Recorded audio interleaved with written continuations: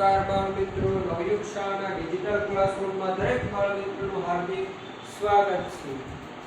સમય સંખ્યાઓમાં આગળ વધીએ એ પહેલા ગયા તાસનું થોડુંક રિવિઝન કરી લઈએ. તો છેલ્લા બે તાસ આપણે જોયા, તાસ 5 અને તાસ 6, એમાં આપણે ક્રમના ગુણધર્મની વાત કરેલી.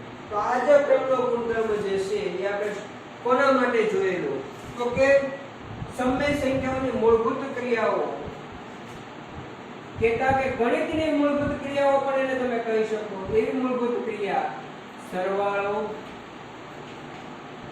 ગુણાકાર,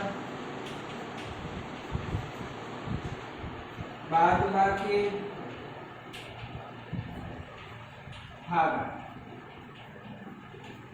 આ ચાર મૂળભૂત ક્રિયાઓ, સમય સંખ્યાઓની ચાર મૂળભૂત ક્રિયાઓ સરવાળા, ગુણાકાર, બાદબાકી અને ભાગાકાર માટે આપણે સૌથી પહેલા જે ગુણધર્મો શરૂઆત કરી, સંવૃત્તતાનો ગુણધર્મ જોયો અને પછી છેલ્લા બે તાસમાં આપણે જે છે ક્રમનો ગુણધર્મ જોયો. તો ક્રમનો જે ગુણધર્મ જે છે એ શું કહેવા માંગતા હતા કે તમે ક્રમ ઉલટાવીને પણ જો મૂળભૂત ક્રિયા કરો, તો જો ક્રમ ઉલટાવીએ અને આ ચારે મૂળભૂત ક્રિયાઓ કરીએ સમય સંખ્યા ઉપર, અને જો જવાબ એક સરખો રહે, જવાબ એક સમાન મળે, સમાન જવાબ મળે, તો આ ક્રિયાઓ માટે સમય સંખ્યા સમક્રમી છે અને નહીતર સમક્રમી નથી. તો આપણે ગયા તાસમાં ઉદાહરણો લઈને જુદા જુદા દાખલાઓ ગણીને સાબિત કર્યું કે સમય સંખ્યાઓના સરવાળા અને ગુણાકાર, જો ખાસ ધ્યાન રાખવું, સમય સંખ્યાના સરવાળા અને ગુણાકાર સમક્રમી છે જ્યારે સમય સંખ્યાની બાદબાકી અને ભાગાકાર સમક્રમી નથી. આ વસ્તુ આપણે જોઈ. પછી હવે આગળ વધીએ તો આજે જૂથનો ગુણધર્મ જોવાનો છે. જૂથનો ગુણધર્મ તમને ખબર જ છે કે જૂથના ગુણધર્મમાં શું કરવાનું આવે, જે આપણે પૂર્ણ સંખ્યા, પૂર્ણાંક સંખ્યા, પ્રાકૃતિક સંખ્યા માટે જેવી રીતે આપણે જૂથનો ગુણધર્મ લાગુ કર્યો, એ જ રીતે અહીંયા આપણે સરવાળા, બાદબાકી, ગુણાકાર, ભાગાકાર માટે આપણે જૂથનો ગુણધર્મ લાગુ કરવાનો છે.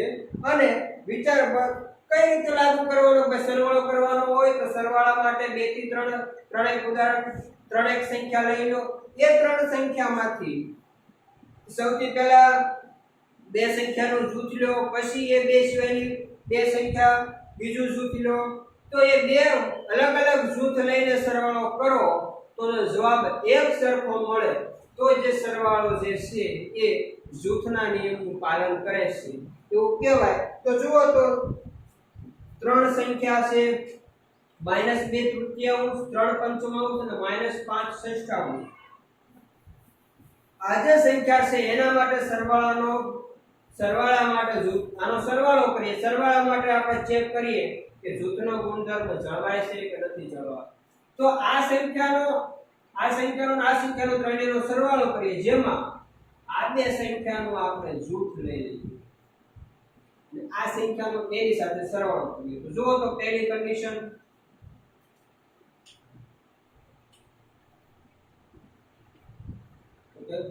-2 તૃતીયાંશ વત્તા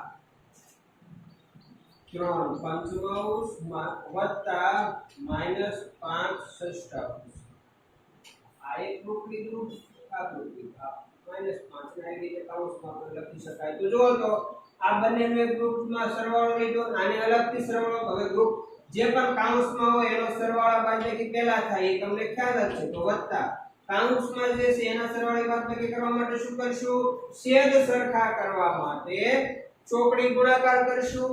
તો ચોકડી ગુણાકાર કઈ રીતે થાય જુઓ તો 3 * 6 વત્તા -5 * 5 છેદમાં 2 નો ગુણાકાર 6 × 5 = 30. તો જુઓ તો બરાબર -2 તૃતીયાંશ વત્તા 6 તેરી 18 -325 છેદમાં 30 કૌંસ એમના મોટો કૌંસ. બરોબર. હવે આગળ વધો. બરાબર -2/3.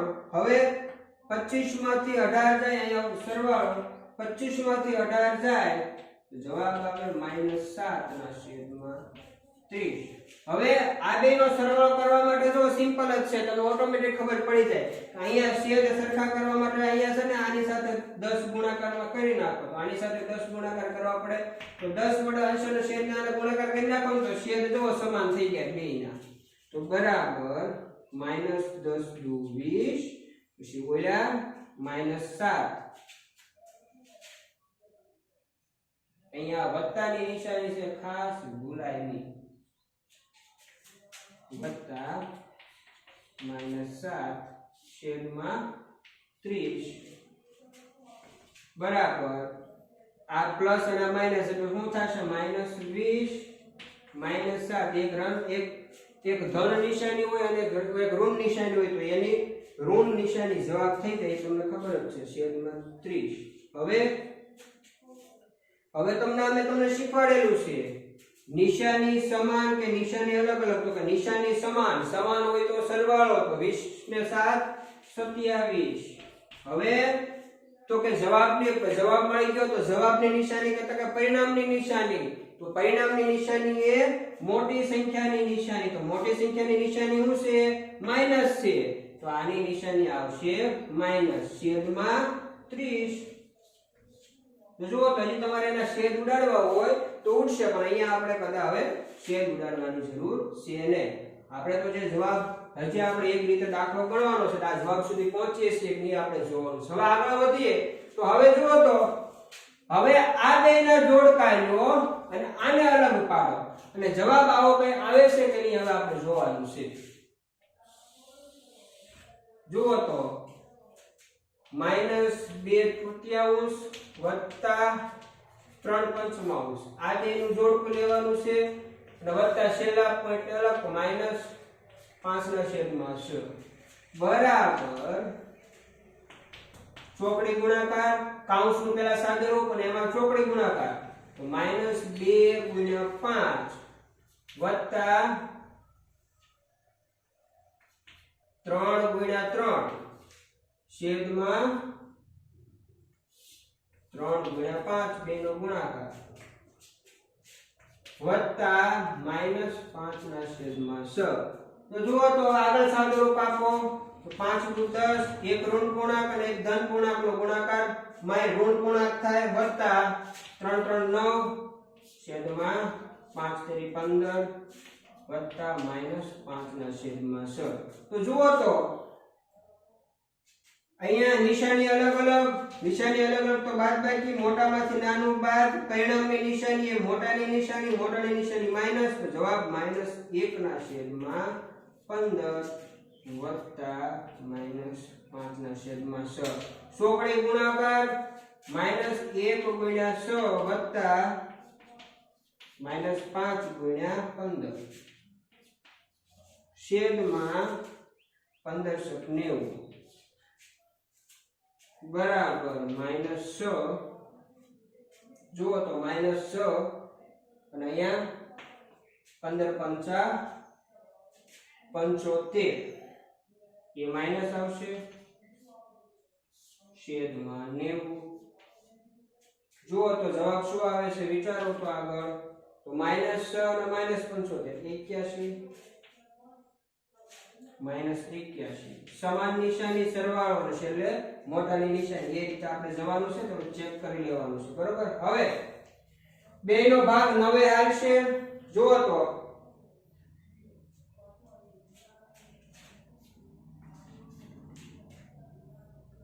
9 × 9 જુઓ તો 9 × 9 9 × 18 9 × 27 બરોબર.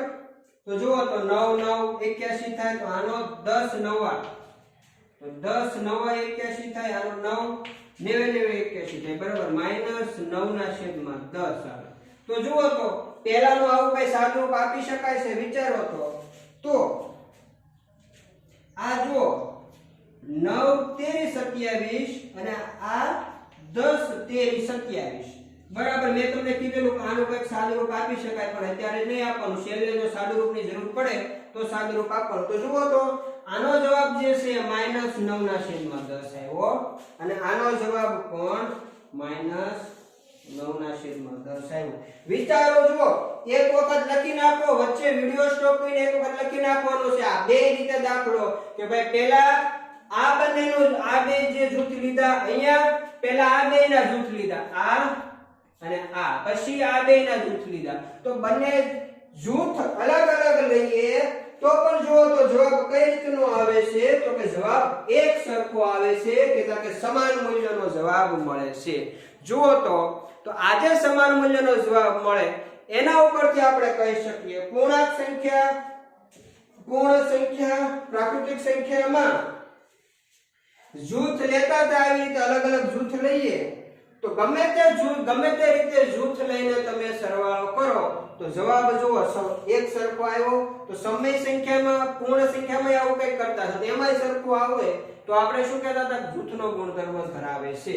તો ખાસ વચ્ચે વિડિયો સ્ટોપ કરીને એક વખત દાખલો પહેલા ગણી લેવાનો અને બંનેના જવાબ સમાન આવે છે કેતા કે એક સરખા બંનેના જવાબ આવે છે, કેતા કે સમય સંખ્યા જે છે જવાબ આવે છે અને એ પણ એક સરખા. જો ખાસ જોવાનું કે જૂથનો ગુણધર્મ ક્યારે બને કે ભાઈ સરવાળો કરો અને એ સરવાળામાં કોઈ પણ રીતે તમે જૂથ પાડો અને એ જૂથનો સરવાળો જે છે એ સરવાળાનો જવાબ એક સમાન આવે તો સમય સંખ્યાઓ જે છે એ સરવાળા માટે જૂથનો ગુણધર્મ ધરાવે છે એમ કહેવાય.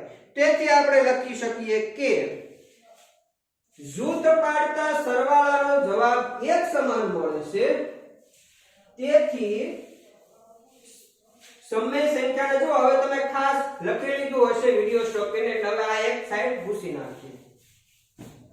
હવે ગયામાં જે આપણે સમક્રમીમાં લખતા હતા એ રીતે લખી નાખવાનું છે આપણે, બરોબર. અને બાજુમાં ટીક માર્ક કરતી જવાની કે ભાઈ સમય સંખ્યાના સરવાળા જૂથનો ગુણધર્મ ધરાવે છે. તો શું કહી શકીએ,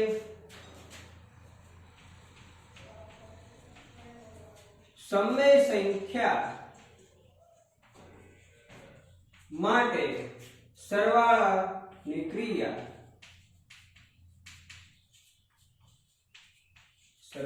ક્રિયા જૂથનો ગુણધર્મ અનુસરે છે.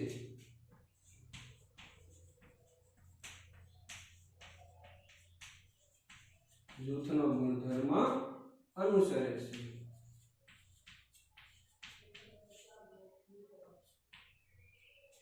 તો હવે ખાસ દાખલો કઈ રીતે ગણવાનો, તો આવા બીજા ઉદાહરણો પાઠ્યપુસ્તકના મને આપ્યા હશે જૂથના ગુણધર્મની નીચે, તો ખાસ બીજા ઉદાહરણો તમારે જાતે ગણવાના છે અને સમજવાના છે. એક વખત ખાસ જોઈ લેશો એટલે વાંધો આવશે નહીં.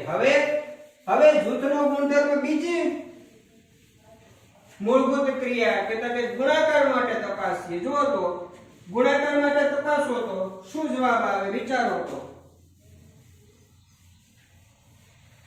આપણે વિચારવાનું છે. તો ગુણાકાર માટે આનું ઉદાહરણ લઈ લો અને એમાં જૂથ પાડી દો. સૌથી પહેલા આ બેનો જૂથ પાડી દો તો કે -2/3 ગુણ્યા 3/5 આનું જૂથ અને ગુણ્યા -5/6 તો બરાબર. હવે ગુણાકારમાં તો સિમ્પલ રીત છે. શું સિમ્પલ રીત છે તો કે અંશમાં અંશનો ગુણાકાર ને છેદમાં છેદનો ગુણાકાર. અપૂર્ણાંકમાં ગુણાકાર માટે કોઈ જાજુ આપણે આવતું નથી. તો -2/3 છેદમાં 3/5 ગુણ્યા -5/6 3 દુ 6. એક ઋણ પૂર્ણાંક અને ધન પૂર્ણાંકનો ગુણાકાર ઋણ પૂર્ણાંક થાય છેદમાં 5 તેરી 15 ગુણ્યા -5/6. હવે આનો ગુણાકાર અંશમાં અંશનો ગુણાકાર અને છેદમાં છેદનો ગુણાકાર. તો જો આ સ જતા રહ્યા, આ સ જતા રહ્યા, 5 તેરી 15. આ જે માઈનસ નિશાની હમણાં માઈનસ કોઈ સાથે ઉડ્યા નથી તો -1/3. આ એક જવાબ આવ્યો. હવે જે એરો કરેલા છે એનું બંનેનું જૂથ લઈ લો અને -2/3 ને અલગ રાખો. એ દાખલો જો અહીંયા આપણે આવી જશે, અહીંયા ગણી નાખીએ. -2/3 બરાબરની નિશાની -2/3 ગુણ્યા 3/5 ગુણ્યા -5/6. તો શરૂઆત છે એટલે આપણે વ્યવસ્થિત ગુણાકાર કરીએ તો છેદમાં છેદનો ગુણાકાર, અંશમાં અંશનો ગુણાકાર, આ જતા રહ્યા છેદ તમે ઉડાડી શકો. 3 × 6 માઈનસ સાથે બીજી કોઈ છેદમાં માઈનસ નથી અથવા ઉપર પણ માં એક જ માઈનસ છે એટલે એ માઈનસ થશે ગુણ્યા -1/2. જો અહીંયા પણ તમે છેદ ઉડાડી શકો તો આ દાખલા ઉપર આપણે સીધો ગુણાકાર કરી લીધો, નહીતર એમાં પણ તમે છેદ તો ઉડાડી જ શકો.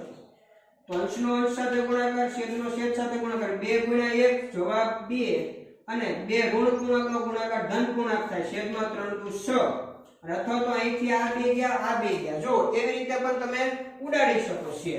તો 2 ના 2 જતા રહ્યા, આ 2 જાય આ 2 જાય, આ ઋણ 2 ઋણ પૂર્ણાંકનો 1 વધે, 2 × 2 તો અહીંયા 1 આવ્યો તો આ ઋણ પૂર્ણાંક અને આ ઋણ સંખ્યાનો ગુણાકાર ધન પૂર્ણાંક થાય, તેથી 1/3. તો જુઓ તો જવાબ શું આવે છે, ખાસ જોઈ લો. તો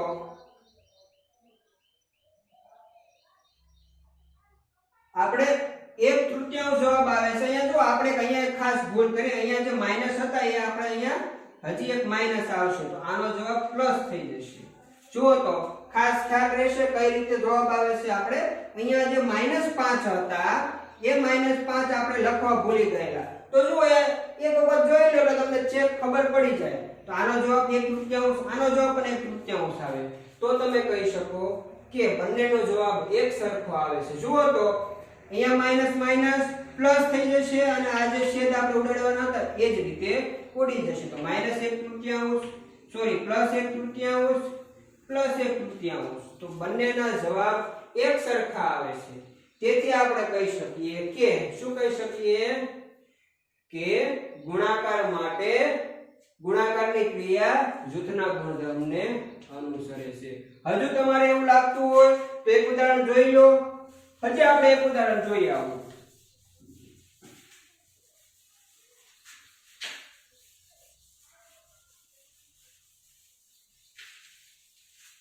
જો તો 3/3 5/3 -2/5. આવું ઉદાહરણ આપણે લઈએ તો સૌથી પહેલા આ બેને ને જૂથમાં લઈ લો ગુણાકારમાં. તો 3/3 ગુણ્યા 5/3. હવે એની સાથે આ સંખ્યાનો ગુણાકાર -2/5 બરાબર. જુઓ તો આ 3 જતા રહે, આ 3 જતા રહે તો 5/2 ગુણ્યા આ જૂથ કરવું હોય તો આ રીતે કરી શકો -2/5. તો હવે અંશમાં અંશનો ગુણાકાર ને છેદમાં છેદનો ગુણાકાર. આ જતા રહે, 2 × 2 તો માઈનસ તો હજી બીજા કોઈ નથી, જવાબ 1 આવશે. આનો જવાબ આવ્યો -1. હવે જુઓ તો આ બે નું જૂથ લઈ લીધું. હવે આનું જૂથ અને આનું જૂથ લ્યો, આને અલગ પાડી દો. 3/3 બરાબર બીજી મેથડ. તો 3/3 ગુણ્યા 5/3 ગુણ્યા -2/5. તો આ બે જૂથ લઈ લીધા બરાબર. 3/3 અંશમાં અંશનો ગુણાકાર તો 5 અંશમાં અંશનો ગુણાકાર કરીએ બરોબર. તો -2/3 5. આ 5 જતા રહેશે બરાબર. 3/2 ગુણ્યા -2/3. આ 3 જતા રહ્યા, આ 3 જતા રહ્યા, આ 2 વધ્યા માઈનસ. જો આ 3 જતા રહ્યા, 3 × 1 = 3 પછી 2 × 2 અહીંયા 1 આવ્યા અને આ માઈનસ જે છે એ માઈનસ 2 ઋણ નિશાની હોય. તમને કીધેલું છે કે 2 ઋણ નિશાની હોય આપણે બધું શીખી ગયા તો એ ધનમાં પરિવર્તન. અહીંયા જે આવશે ધન નિશાની આવશે, એક ઋણ નિશાની હશે તો એ ઋણ નિશાની રહેશે. તો જવાબ બંનેનો એક સરખો આવ્યો. ગમે તે અહીંયા પહેલા બે ને જૂથ લીધા પછી છેલ્લા બે ને જૂથ લીધા તો પણ જવાબ 1 આ ગમે તે રીતે જૂથ લ્યો ગુણાકારમાં તો એનો જુદી જુદી રીતે જૂથ લ્યો અને જવાબ મેળવો તો જવાબ એક સરખો આવે છે તેથી સમય સંખ્યા માટે ગુણાકારની ક્રિયા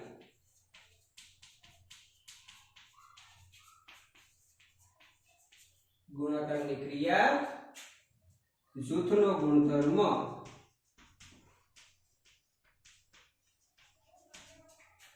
અનુસરે છે